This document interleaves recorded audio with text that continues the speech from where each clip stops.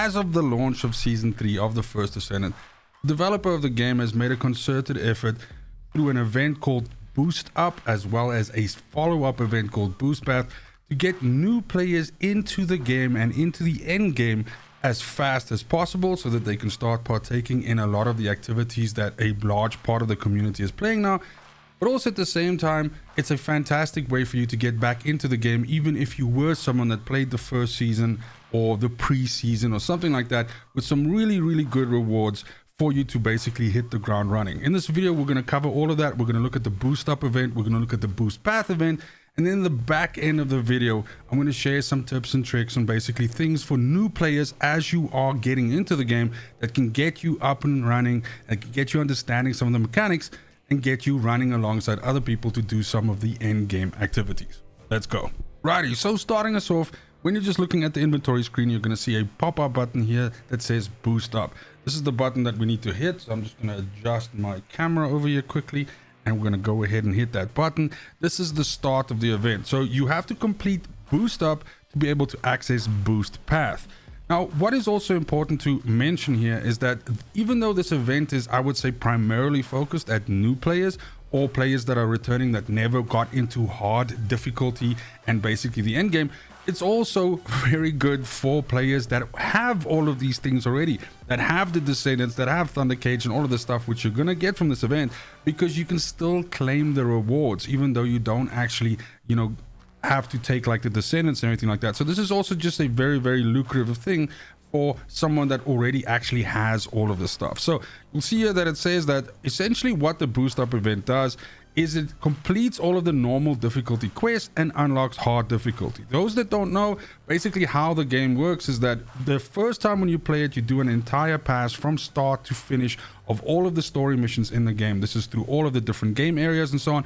And depending on how much time you could dedicate to this, either which way, it is a lengthy process. And honestly, I myself have spoken to some players who kind of like at this point in time sort of like gave up because all of their buddies were already in hard difficulty, already in the end game, and it was just too much of a slog to kind of like get through. So in this case, this event absolutely helps you with that, because it basically gets you up and running and gets you ready for hard difficulty, where pretty much 99% of the game exists in, right? Now, also what's going to be given to you here is you're going to be given a Descendant bunny. You're going to get some ultimate equipment. You're going to basically have a Descendant that is fully ready and capable to run in hard difficulty. So even though you won't have a choice of many different Descendants, which is of course the next thing that you should tackle once you get to hard difficulty, is building out your roster, you're going to have a very capable Descendant in Bunny that is able to do pretty much, I would say, most of the content that you need to be able to put on farm so that you can start building out your game and essentially leveling up your MR rank and pretty much, farming everything that you need to do. So we're going to go ahead and activate Boost. That's going to take us to the next screen here. Now, this screen here is important. If you want to, if you're a new player coming in, you're going to say activate Boost, because what that's going to do is it's going to give you Bunny, it's going to give you a Thunder Cage, it's going to give you a Secret Garden, it's going to give you a Vestigial Organ, and it's going to give you this gear here, and it's going to give you this reactor. So it's going to give you a fully capable up and running Bunny that's good to go and it's ready to mess around in hard difficulty and start causing some trouble. If you are, however, someone who already has all of these things, so you're like me, right? So you already have, you farmed all of the stuff out, you're someone that is in the end game and everything. Again, like I said, the event is not lost on you, because you can claim components only, which is going to give you this stuff here, which is really cool. You're going to basically get some money, you're going to get some Kuiper, you're going to get an energy activator, you're going to get a crystallization catalyst, you're going to get a Descendant slot, which is really good, and you're going to get some records as well. These things are important for the journal entries in the game. Think of them as like an in-game story system that basically tells some of the story beats and stuff like that through, entries that you can read. So it's basically like a glossary of all of the story elements in the game, and you can actually collect these, and you basically put them into a journal, and that's it. So the point there being why this is mentioned is it's just that so that while the game now completes normal mode for you, all right, you still get all of the journal entries and stuff. So it's not that you have to go back to normal mode if you're a completionist and you want to kind of like still go get those things. So we're going to say claim components only, because that's what we want to do. So this says recommended for experienced players. Again, like I said, if you are a new player, you're going to choose activate boost. It's kind of like going to be the same thing. Basically, the only difference is you're going to have an additional step where you are awarded all of these things. So claim components only, it says the same boost effect applies for both active boost and claim components only. However, if you choose claim components only, you will need to equip everything manually. So this is also the thing that the point is, you will let's say functionally the difference here is that when you say activate boost, the game does this for you. This is very, very important as a new player because you might not understand which modules to equip where and everything. And it can also be a good sort of like teaching thing for you, because after it auto equips everything for you, you can then go look at it and see, oh, okay, cool, so these are the modules that do this and this and this, and there's a reason why this is equipped. Whereas if you say claim components only, as it mentions here, the point is that you still essentially you will then have to do it manually. But since you are an experienced player like me, for example, or like anybody that's watching this and has played some of the other seasons, then you can essentially already know which modules need to go where and so on and so forth. So we're going to go ahead and claim that. And then the boost up event is now done. So now it slots in all of that stuff. We're basically getting, those items that I mentioned. It changes to hard difficulty and all of that. Now, the next thing that we have is the boost up event. Now, this one is a little bit more comprehensive. And the idea behind this event is now that you are a new player that has arrived in hard difficulty, there's a bunch of gameplay things which you need to learn. All right. So like, for example, things like which missions you have to do for which kinds of materials and so on. Like, what modules you have to equip, how you should level up those modules, how you should do research on new weapons and new descendants and all that. And the aim with the boost path event as a follow-up to the boost up event is now you're going to start learning a little bit more about, let's say, the day-to-day things that you can do in the game, and essentially how you progress your account and basically, unlock more stuff. So you'll see there's a whole bunch of stuff here that you can do. There's many steps. And of course, if you've done any of these things already, you'll see me without having done anything. You'll see that 3 of these are already ticked and already done. So as a player that's returning, that is not necessarily a brand new player, but somebody who still wants to claim all of these rewards, just like we saw with the boost up rewards, you can still, and you absolutely should still go through this event, because there's just a really decent amount of rewards in here that is just good stuff for you to have. I mean, it's always good to have more Kuiper. It's always good to have more gold. It's always good to have boosts. There's some other stuff here, like for example the Descendant XP point serum, which basically just gives you a decent amount of Descendant XP when you use. This is a brand new item that was introduced in season 3. There's crystalline catalyst in here, which of course you always need as many of these as possible. These are super important for developing any Descendant. So even if you don't use them on Bunny, then they're absolutely good. Further on, you should also see here that basically what happens is through the progression of this event, you actually get the items that you need for Ultimate Bunny as well, which means that at the completion of this boost path, you'll be able to then craft Ultimate Bunny, which is, yes, the ultimate version of Bunny, basically. Now, that's not to say that there isn't a lot of work to do here. This is not something I would say that you can maybe just push out in an afternoon or so. It will require some work. But the point is that this will take you through a lot of the things which will become part of your daily routine as just a normal player of the game. So running 400% infiltrations, running Sigma Sector, running Void Erosion Purge, all of these things, farming bosses. Every single thing is in a way touched on by this boost path event, and kind of like getting you into like a good routine, a good rhythm where you can start developing your account. So as you can see here, this is just page 1 of 4. So you can see here's a whole bunch here, and it goes on with more stuff to do, and on and on and on, until we get eventually to page 4, where you can see that essentially as we move through this, you're going to see that this does a whole bunch of stuff for you. Basically, you get enough in this boost path to research Ultimate Bunny. You get enough to enhance your Thunder Cage by a lot. You get Smithereens, which is a shotgun in the game, an ultimate shotgun in the game. You get the enhancement for that, so the research for that as well as the enhancement. You get your Fallow, which is your dog, you get the materials for that so that you can have your companion. The dog companion is really good because that basically runs around and picks up items and everything. And let's be honest, who doesn't want to be a little bit lazy and not have to pick up all this shit?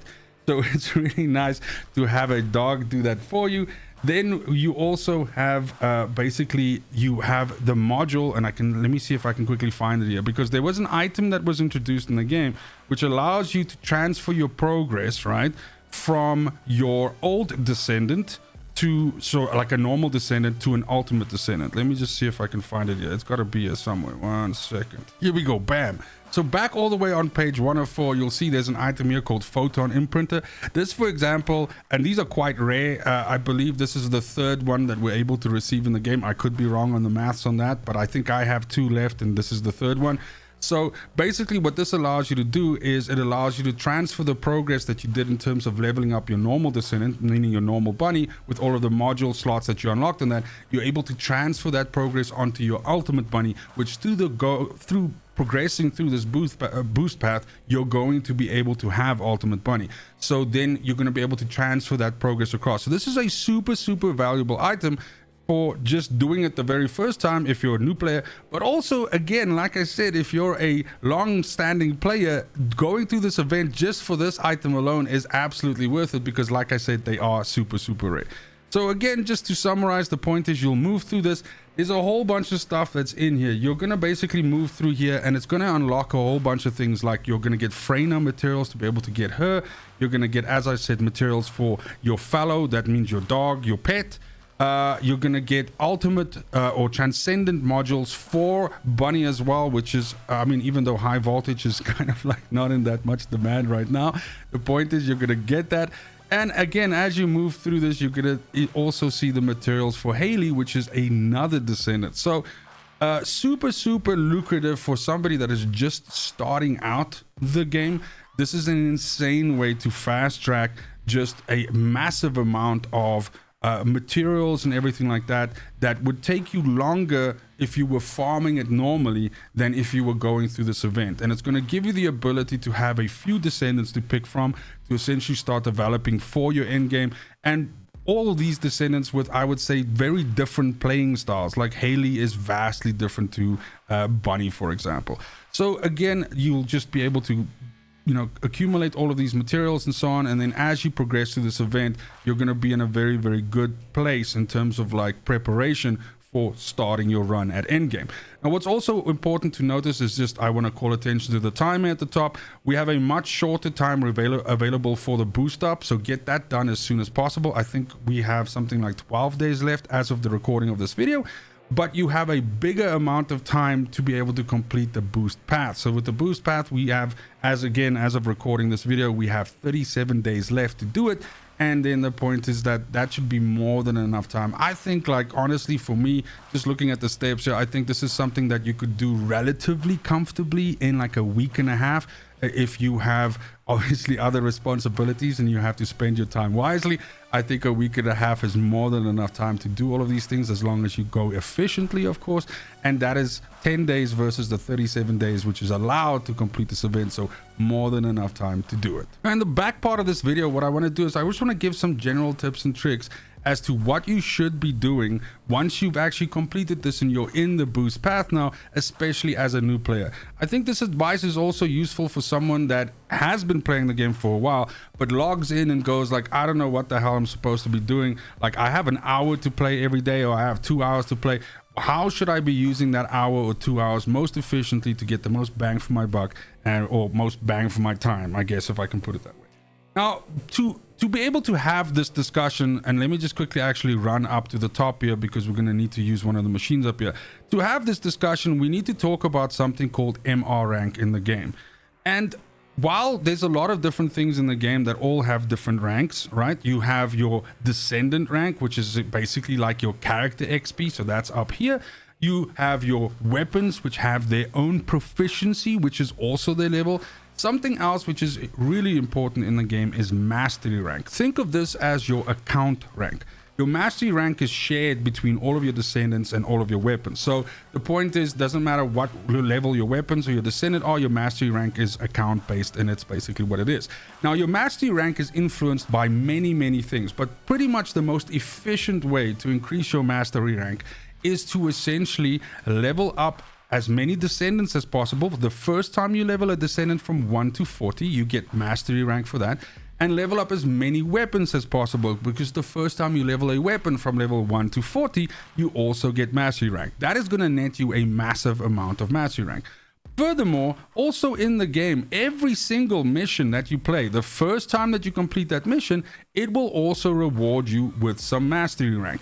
So even leveling up your dog, so if you level up your sorry, I'm jumping around a lot. If you level up your dog, level 1 to 30 also gives you mastery rank. So there's just a bunch of different ways. Essentially, the first time you level up everything in this game, you're going to get mastery rank for that. Now, why is mastery rank important? Mastery rank is used to essentially control the access to late game activities in certain cases. So let me give you an example. For mastery rank to be able to go to the void vessel, which is from over here. So if you go to this machine here, this is void vessel. So this is one of the activities. This is an activity, for example, that you do to farm materials, primarily to unlock your dog as well as level up your dog with, I guess you could call it, dog food. The point is that to gain access to that activity, for example, you need to be MR, you need to be mastery rank 15. All right. Likewise, also to be able to, and if I jump over here, to be able to access Sigma sector this here and to be able to complete the quest that gains you access to this area here, you also need to be MR 15. And then last but not least, Axion Plains, which was added in Season 3 as the brand new endgame activity, also needs MR 15 for you to be able to start the quest and gain access to it. Although I would highly advise you not to have this be your first port of entry as soon as you reach MR 15 or as a new player just starting out the game. I'll explain a little bit more about that just now. MR 18 is also important, so mastery rank 18, because 18 gives you access to Void Erosion Purge, which is also an endgame activity. And then also under your Void Intercept, these are boss battles, right? You also need MR 18 to be able to access Void Intercept battle, Void Abyss. So super important that you always keep this in mind. Your MR ranking is kind of like a way how access to this is gatekept. The idea here being, and honest, I think it makes sense if you think about it, that it takes time and it takes playing and it takes understanding to unlock your MR rank, right? And hopefully the idea is that also teaches you the mechanics in the game that you need for these endgame activities. So that's kind of like, I would say, the reason, I suppose, why it's locked behind that. Now, in terms of like what you should be doing as a new player starting out, or as someone that wants to be as efficient as possible, you should be targeting, I would say, the activities in a certain sequence, in terms of like, you do something until you understand it and you're good at it, and then you move on to the next thing. And basically what I mean by that is the first one that I would go, if you're just a new player starting out and you've now done the boost up event and you've got your bunny and you want to start running some stuff, is you need to be doing infiltration operations hard. Now every day you're going to get 2 areas that spawn with the red like this, and that's going to allow you to go here and then essentially run this and run this. These are called 400% infiltration operations. They're basically the hardest version of infiltration operations that you can get. Now, you can go here and you can see that you can set the difficulty to 400. You can see that essentially this makes the enemies tougher. But if you have a descendant that deals the damage of this type, then you're also going to benefit from a bit more damage. But the point is, this is going to be tougher than the usual 100 or 250%. And this is a really, really good activity for you to get used to end game mobbing, where you have massive amounts of enemies and you need to kill them as fast as possible so that they don't deal as much damage to you. Furthermore, running these infiltration operations is a fantastic way for you to farm amorphous materials, which are a way for you to unlock 2 very important building blocks in the game for descendants and weapons, namely crystallization catalyst. You can see it in the middle there at a 20% chance. And then I believe if we go a little bit further in here, you can see energy activators. You can see there at the top with a 6% chance. Now, both of these items are very important for developing descendants and weapons. Catalysts, you use multiples of them on every descendant and weapon to essentially level out the mods. And by the way, if a lot of this goes over your head with what I'm saying in this video, please understand as well that it's outside the scope of this video for me to cover everything in the nitty gritty, but I will make a follow-up video which will essentially dive into each one of these activities as a new player coming into season 3. But for now, the point is that this is a good activity for us to farm because it gives us a steady stream of amorphous materials which we can either use to go fight bosses and unlock and hopefully get some crystallization catalysts and some activators, or we can go and essentially, you know, also unlock them on maps by basically doing those portals. And that's pretty much it. So the first thing that you should get under your belt and that you should feel comfortable in playing is 400% infiltrations. Following up on that, the next activity that I would suggest that you should enjoy doing and at least do twice a day is Sigma Sector. Sigma Sector, there's 2 different areas in the game, and essentially the first time that you complete it high risk every day, you get a bonus to your arc XP. So that's this year, your arc tuning board this year. You need to also level your Descendant to level 40 in this. And that Sigma Sector is the best way for you to get a decent amount of XP every day to be able to progress this XP bar and to get at 40 out of 40 for this.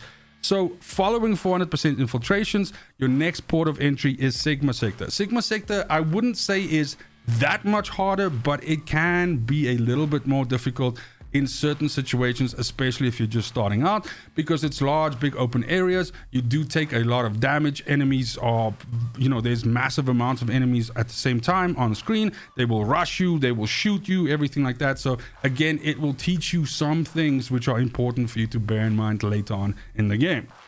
And after that, after you're comfortable with, and also by the way, sorry, at the same time, you should also be doing Void Vessel, especially if you have a dog or you don't have a dog, but you still have to level them up, because guess what? You also do have to level up your pet. So to get those materials, the best place to get that from is Void Vessel. And in terms of difficulty, I would say Void Vessel and Sigma are kind of the same. I think Void Vessel is easier than Sigma, but it's kind of like in the same ballpark. So then cool, so we've got 400% infiltrations, we've got Sigma, and we've got Void Vessel. The next thing, the next 2 areas is really considered endgame areas, and there's 2 different kinds, right? So the first one is Void Erosion Purge. Do not worry about Void Erosion Challenge mode for now, right now. Void Erosion Purge has 10 levels. Essentially think of this as a ladder that you have to play. You have to go from 1. Once you finish 1 and you get a good enough time to basically finish it within the time limit, you unlock 2, and same, and it goes all the way to 10. 10 has the best rewards out of the ladder, and so your objective is to try and get to 10 so that you can farm 10 and that you can get these weapon cores, right? These augmentation cores, because this is another way for you to juice up your weapons and make them more powerful. So this is the activity that you want to run if you want to efficiently gather these materials, okay? And at the same time, Axion Planes is then also there for you, which is what you should also be running, because this essentially gives you the other end game materials and everything, as well as you have trigger modules that can come from there. And basically this is the, I would say, the tippy top end game content right now. There's a world boss in there that you can fight with 7 other players, and so this is where a lot of the player base is currently at. So if you want to be running groups with people and you want to be where the other players are, then this is the activity that you should be targeting. So again, TLDR, you want to go 400% infiltrations, you want to do Sigma Sector, you want to do Void Vessel, and once you're confident enough in your own playing ability, you're not falling down the whole time, dying, everything like that, it's not frustrating you, you should move on to Void Erosion Purge and Axion Planes, and then you're pretty much running with the big dogs and you're doing the end game like a champ. And that's gonna be it for the video. I tried to be as comprehensive as possible, but at the same time not make a 45-minute dissertation. However, please do go ahead and drop some questions in the comment section if you would like any of this stuff elaborated further on. Like I said, think of this as a series. There will be follow-up videos to this, tackling each one of those, let's say, late game topics that I was talking about in a little bit more detail to just flesh out some of this. But I believe at the very least this will give any new player or a returning player a running start at essentially getting their character ready for endgame, running around with the other players and having a good time. Thank you very much for watching. I appreciate all the support. See you next video, and as always, fucking cheers.